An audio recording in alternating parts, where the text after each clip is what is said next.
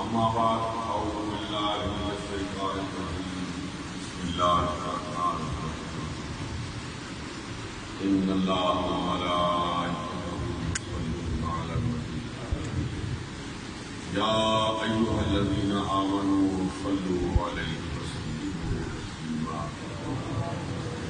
اللهم صل وسلم وبارك على سيدنا ونبينا ومولانا محمد وبارك الصلاة والسلام عليك يا رسول الله الصلاة والسلام عليك يا حبيب الله الصلاة والسلام عليك يا شفيع المذنبين الصلاة والسلام عليك يا رحمة للعالمين.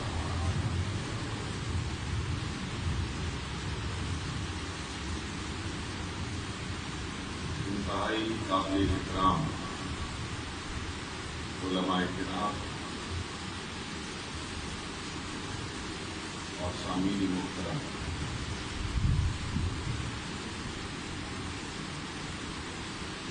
الحمدللہ مجھے اور آپ کو علماء کرام کے فکر انگیز خطابات سننے کا شرف حاصل ہوا ہے۔ اللہ ہم سب کو عمل کی توفیق عطا فرمائے۔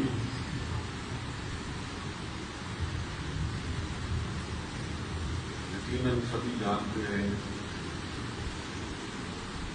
کہ اس وقت ہم اپنے انتہائی عزتوں کے لائق میرے انتہائی محبوب اور محترم جناب حاجی محمد مجید صاحب کی اہلیہ مرحومہ کی وجہ سے اصال ثواب میں شریک ہے۔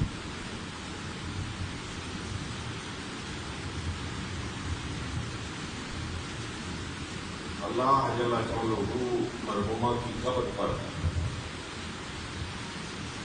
اپنے انوار اور تجلیات کی برسات فرمائے۔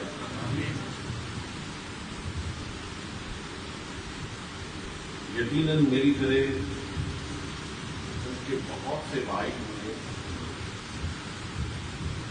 ان کی بہنیں ہوں گی، ان کے بچے ہیں، ان کی بچیاں ہیں، مجھے گواہی دیں گی کہ وہ ایک جنتی قاتل ہے۔ وہ انتہائی خوش اخلاق اور خوش اطوار کا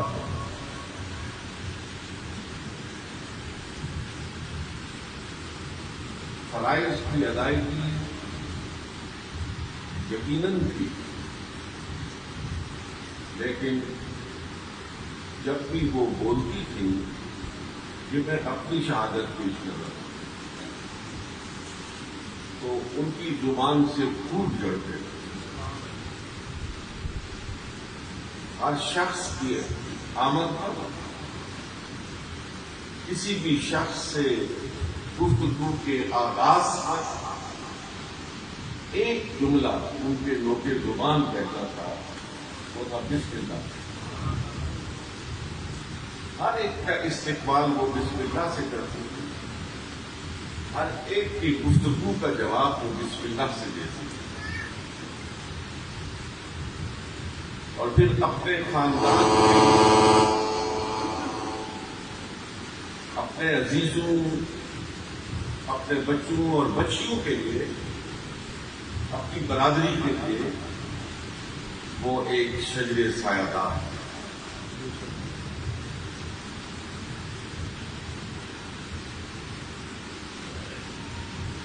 جب سے خانقاہ شریف کے ساتھ ان کا تعلق ہوا، اس وقت سے میں ان کی زندگی سے واقف ہوں۔ مجھے بارہا برطانیہ میں ان کے گھر میں قیام کا موقع میسر آیا۔ میں بارگاہ رب العزت میں اپنی یہ شہادت پیش کرنا چاہتا ہوں کہ اپنے پورے خاندان کی، اپنے چھوٹے چھوٹے نونہالوں کی، اپنے بچوں اور بچیوں کی جس طرح وہ تعلیم اور تربیت کا اہتمام کرتی ہے، یقیناً آج اس قرآن کی تعلیم کے لیے وہ اپنے بچوں اور بچیوں کو راغب کرتی تھی، ان کی قبر کو منور کر رہا ہو۔ قرآن کہتا ہے من عمل صالحا من ذکر او انثى، اس میں مرد و زن کی کوئی قید نہیں ہے۔ میں ایک بات یہاں آپ سننے والوں کی خدمت میں عرض کرنا چاہتا ہوں کہ خاتون مقام نبوت پر فائز نہیں ہوتی، خاتون مقام نبوت پر فائز نہیں ہو سکتی، لیکن ولایت کے اعلیٰ ترین درجوں پر فائز ہو سکتی ہے، اس درجے پر فائز ہو سکتی ہے جس پر ولی بھی رشک کرتی ہے۔ تفصیل کا بات نہیں، ورنہ میں آپ سے ان چند خواتین کا تذکرہ ضرور کرتا ہے جن کی پاکیزہ زندگیوں سے تاریخ اسلام منور ہے، روشن ہے، اور 1500 سال سے ان کی زندگیاں زمانے کو اپنی کرنوں سے روشن کر رہی ہے۔ یہ بڑا صاحبان علم کا مجمع ہے۔ قرآن کہتا ہے عمل صالح کرنے والا، ایمان کے بعد عمل صالح، عمل صالح کرنے والا، عمل صالح سے اپنی زندگی کو آراستہ اور پیراستہ کرنے والا، مزین کرنے والا، وہ مرد ہو یا عورت ہو، فَلَنُحْيِيَنَّهُ حَيَاةً طَيِّبَةً۔ اللہ فرماتا ہے کہ تم اس زندگی کی بات کرتے ہو، میں جب وہ اس دنیا سے جاتے ہیں میں اس سے بہتر زندگی ان کو عطا کرتا ہوں۔ میں تھوڑا سا رک کر آپ کی تفہیم کے دروازے پر دستک دینا چاہتا ہوں۔ انتہائی قابل احترام سامعین محترم، یہ دولت، یہ آسائش، یہ آرائش، یہ تو عارضی چیز ہے۔ جو اصلی نعمت ہے وہ کیا ہے؟ آنکھ کا نور ہے۔ اصلی نعمت کیا ہے؟ وہ کام کی سماعت ہے۔ اصلی رحمت کیا ہے؟ وہ پاؤں کی رفتار ہے، گفتار ہے۔ یہ وہ صلاحیتیں ہیں، اگر یہ نہ رہے، دولت کے انبار بھی لگے ہوئے ہوں، آپ کسی بہت بڑے محل میں بیٹھے ہو، وہ آپ کے کس کام دیکھ آپ نہیں سکتے، سن آپ نہیں سکتے، چل آپ نہیں سکتے، کھا آپ نہیں سکتے، پھر اس ساری دولت کا کرنا فائدہ کیا ہے؟ اللہ فرماتا ہے انہی نعمتوں کی طرف اشارہ ہے، فَلَنُحْيِيَنَّهُ حَيَاةً طَيِّبَةً، میں اس سے بہتر ان کو نعمتوں سے نوازوں۔ انتہائی قابل احترام سامعین محترم، میں بھی سنتا ہوں اور فرمان رسول کے مطابق منو مٹی کے نیچے سونے والا میت جسے آپ اپنے ہاتھوں سے دفنا کے آئے ہیں وہ بھی سنتا ہے، لیکن میں یہ ایمان رکھتا ہوں کہ میں کم سنتا ہوں وہ زیادہ سنتا ہے، میں کم سنتا ہوں وہ زیادہ سنتا ہے۔ اگر آپ کو فرمان رسول پر یقین ہے، اور یقیناً یقین ہے، آپ سارے مومنین بیٹھے ہوئے ہیں، مجھے حکم نہیں، آپ سب کو حکم ہے، کسی ولی کو حکم نہیں، ہر عام مسلمان کو حکم ہے کہ جب قبر پہ جاؤ تو کہو السلام علیکم یا اہل القبور، اے قبر والو تم پر سلامتی ہو۔ میرے آقا، میرے مولا، حبیب کبریا جناب محمد مصطفیٰ علیہ التحیۃ والثناء صلی اللہ علیہ وسلم کا ارشاد گرامی ہے کہ جب آپ یہ سلام دیتے ہیں وہ قبر والا آپ کا سلام سنتا ہے، آپ کو جانتا ہے، آپ کو پہچانتا ہے۔ میں پوچھنا چاہتا ہوں کہ جو سلام دینے والا ہے اس نے سلام دیا، اس نے سنا، اس نے جواب دیا، اس نے تو سن لیا، جو اس نے جواب دیا تو اس نے سنا نہیں، وہ اس نے سنا نہیں سنا، تو پھر سماج میری زیادہ ہے یا حضور نے فرمایا وہ تمہیں دیکھتا بھی ہے، جانتا بھی ہے، پہچانتا بھی ہے۔ میں اسے دیکھتا ہوں، میں اسے جانتا ہوں، میں اسے پہچانتا ہوں، تو آنکھ کا نور میرا زیادہ ہے یا اس کا نور زیادہ ہے؟ بات لمبی ہو جائے گی، میں زیادہ گورے گندے میں آپ کو نہیں ڈالنا چاہتا، بات کو مختصر کرنا چاہتا ہوں۔ اذا ثبت شیء ثبت بجمیع لوازمہ، یہ قاعدہ کو لیا کہ جب کوئی چیز ثابت ہوتی ہے اپنے جمیع لوازمات کے ساتھ ثابت ہوا کرتی ہے۔ جب مومن قبر میں جاتا ہے مومنیت کے ساتھ جاتا ہے، جب کافر قبر میں جاتا ہے کفر کے ساتھ جاتا ہے، ولی قبر میں جاتا ہے ولایت کے ساتھ جاتا ہے، نبی قبر میں جاتا ہے نبوت کے ساتھ جاتا ہے۔ اگر مومن کی مومنیت ختم نہیں ہوتی تو ولی کی ولایت کیسے اور نبی کی نبوت کیسے جائے؟ میرے انتہائی قابل احترام سامعین محترم، جو بندی مکتبہ فکر کے انتہائی معتبر، انتہائی جید عالم مولانا اشرف علی تھانوی، ان کی تفسیر ہے، معروف تفسیر بیان القرآن، اس پر وہ لکھتے ہیں کہ جس شخص کا جتنا ایمان مضبوط ہوگا، جس شخص کا جتنا ایمان مضبوط ہوتا ہے اسی تناسب سے وہ قبر میں بھی زندہ ہوتا ہے۔ اگر قبر میں زندہ رہنا چاہتے ہو، میں زندہ رہنا چاہتا ہوں، آپ زندہ رہنا چاہتے ہیں، یقیناً ہم سب زندہ رہنا چاہتے ہیں۔ جو زندہ رہنا چاہتا ہے وہ اس دنیا میں اپنے ایمان کو زندہ رہے گا۔ ایمان مضبوط ہوگا، ایمان مضبوط ہوگا، ایمان محکم ہوگا، خدا کی قسم تم ایک گھر سے دوسرے گھر میں منتقل ہوگے، ایک گھر سے دوسرے گھر میں منتقل ہوگے اور ایسے نہیں جاؤ گے۔ خدا گواہ ہے، خدا شہادت دے رہا ہے، اللہ رب العالمین فرما رہا ہے ایسے نہیں، جب میری بارگاہ میں آؤ گے تو باراتیوں میں آؤ گے،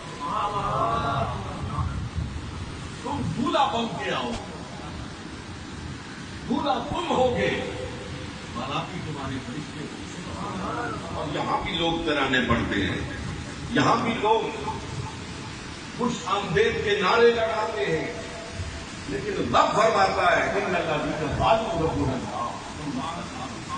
تنزل علیہم الملائکہ الا تخافوا ولا تحزنوا وابشروا بالجنۃ التي کنتم توعدون۔ جب تم آؤ گے نا میری طرف تو فرشتے پرے باندھ کے کھڑے ہوں، جو دو رویا، یہ قرآن ہے، میں کوئی کہانی نہیں پڑھ رہا ہوں، کوئی قصہ نہیں ہے، کسی مولوی صاحب کا کلام نہیں ہے، یہ قرآن ہے۔ دو رویا فرشتے کھڑے ہوں گے، سب کا سب کھڑے ہوں گے اور کہیں گے وہ آنے والے وہ صاحب ایمان، نہ خوف تھا نہ غم تھا، نہ آئندہ تک تجھے کوئی خوف ہونا چاہیے، نہ تجھے جو چھوڑ کے آیا ہے اس کا غم ہونا چاہیے۔ ہم تجھے بشارت دیتے ہیں اس جنت کی، جس جنت کی جس کا تمہارے رب نے تم سے وعدہ کیا۔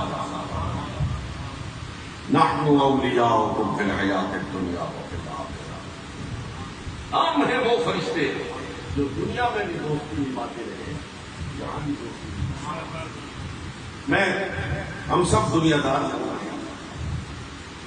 آئے روز مختلف کاموں میں الجھنوں میں الجھے رہتے ہیں، پھنسے رہتے ہیں۔ میں اپنے فہم کے مطابق ایک بات آپ کے دسترخوانے سوچ پہ رکھ کر چاہتا ہوں۔ کئی دفعہ یہ ہوتا ہے ایک نہ ہونے والا کام جس کے لیے ہم ادھر ادھر کے بے شمار ترلے کرتے ہیں، دریودہ گری کرتے ہیں، در کے دروازے کھٹکھٹاتے، نہیں ہوتا، کسی دن اچانک ہو جاتا ہے۔ پھر رات کو ہم سوچتے ہیں کب ہو گیا، کس طرح ہو گیا؟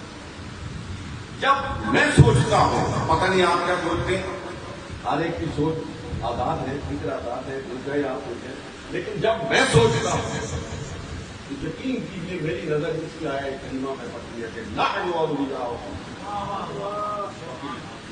یہ وہ فرشتے ہیں جو یہاں دوستی نبھا رہے ہیں۔ جس کا دل نہیں چاہتا وہ بھی دیدہ و دل فرشیدہ کرتا ہے،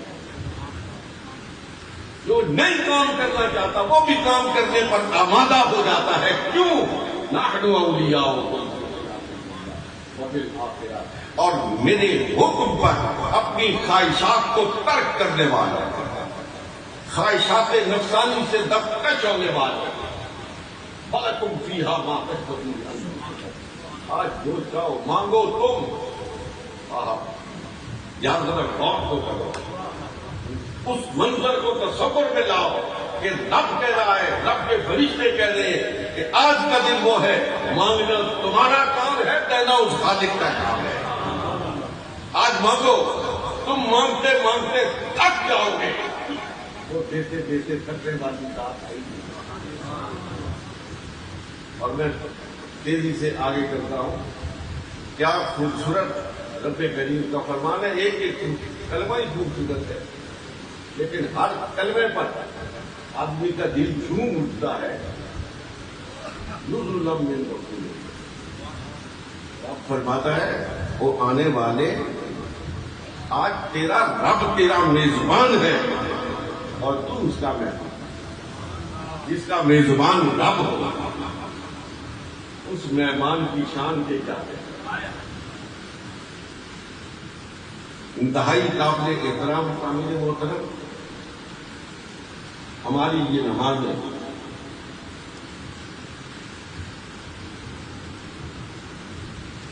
ہماری یہ قربانی ہے، ہماری یہ سجدے، یہ سب کچھ اس ذات وحدہ لا شریک ہے۔ ان صلاتی و نسکی و محیای و مماتی للہ رب العالمین، جب سب کچھ اس کی ذات کا ہو جاتا ہے پھر یہ جان بھی اس کی ذات کی ہو جاتی ہے، اور جب جان بھی اس کی ذات کی ہو جائے تو بقول علامہ اقبال علیہ رحمت، یہ برطرز اندیشہ ہے، سود و ضیاع ہے زندگی، برطرز اندیشہ یہ سود و ضیاع ہے زندگی، ہے کبھی جان، ہے کبھی جان اور کبھی تسلیم جان ہے زندگی۔ نادا سمجھتا ہے، نادا سمجھتا ہے اسے اختتام زندگی، نادا سمجھتا ہے اسے اختتام زندگی ہے، یہ شام زندگی صبح دماغ، ایک نئی زندگی کی شروعات ہو رہی ہے۔ اس زندگی کا اختتام ہے مگر اس زندگی کا کوئی اختتام نہیں ہے۔ ایک بات جو میں نے بہت دفعہ مختلف جگہوں پر کہی، لیکن جو کہ زبان ہے میں آج کرنا چاہتا ہوں، 1 منٹ لگے گا، اور وہ آج کے اس لمبے سفر کی مناسبت سے عید کا ایک بڑا پرانا شعر جو میں نے بار بار سنایا اور ماشاءاللہ شاید لوگوں نے سوچ کے رکھ دیا ہو، اس مطلب اپنے آپ کی خدمت میں کرنے کو قدر کے طور پر آپ کرتا ہوں۔ یہ کہتا ہے لائی حیات آئے، لائی حیات آئے، قضا لے چلی چلے. کہتا ہے کہ میں اپنی مرضی سے تو نہیں آیا، میں نے تو اپنا نام رجسٹر نہیں کر پایا کہ فلاں تاریخ کو میں نے اس دنیا میں آنا ہے. اللہ نے بات مقرر کیا، فلاں تاریخ فلاں بچے نے پیدا ہونا ہے، بچہ پیدا ہو گیا. لائی حیات آئے، قضا لے چلی چلے. اور پھر واپسی کا بھی پروگرام میں نے نہیں بنایا، کوئی بندہ نہیں بناتا کہ فلاں تاریخ کو واپس جانا ہے. اگر ہمارے اختیار میں ہو تو لوگ آبادی کا گورنر ہوتے ہیں تو پتہ نہیں کہاں حال کیا ہو.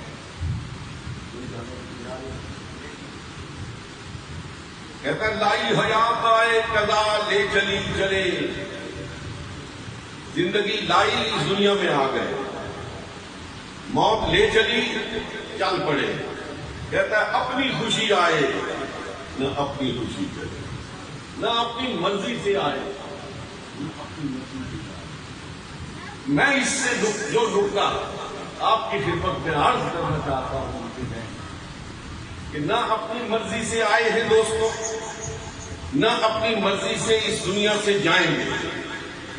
تو کیا ہی اچھا ہو کہ یہ جو بیچ کا عرصہ ہمیں میسر آیا، جس کی مرضی سے آئے ہیں اور جس کی مرضی سے جائیں گے، اسی کی مرضی کے مطابق. اور اگر میں پورے یقین سے، ایمان سے، جمعیت حاکم سے، پورے یقین محکم سے کہ جو یہ بیچ کا عرصہ اسی کی مرضی کے مطابق گزارتے ہیں، جب اس دنیا سے جا رہے ہوتے ہیں آوازیں آ رہی ہوتی ہیں، یا ایتھا النفس المطمئنہ ارجعی الی ربک فادخلی فی عبادی وادخلی جنتی وما علینا الا البلاغ المبین.